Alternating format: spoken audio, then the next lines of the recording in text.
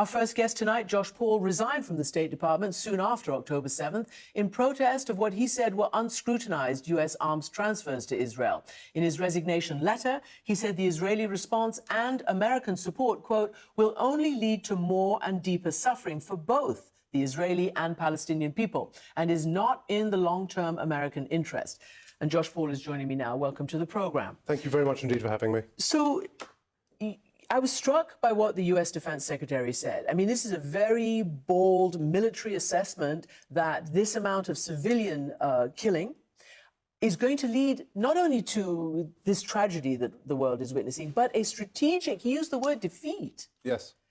And so tell me, how do you assess what he said?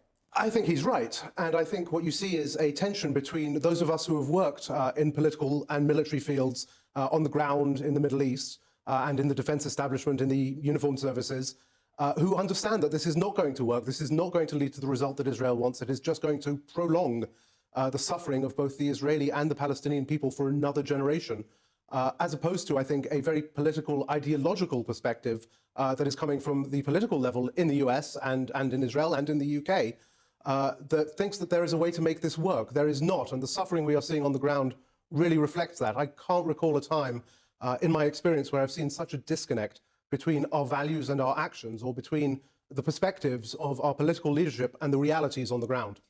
Can I ask you where and how you draw that line and make that difference? This is not the first time Israel has gone to war against Hamas in Gaza, and it's not the first time there has been backlash around the world.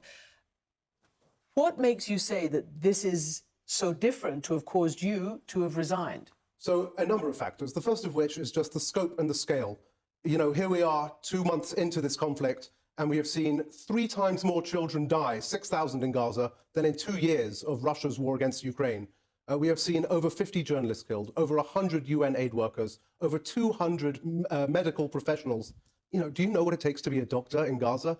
We've interviewed a lot of them, and it's a terrible situation for them. The scale of the loss has been astounding. And of course, my role in the State Department involves approving many of these major arms transfers that are going to Israel right now, that are enabling this killing.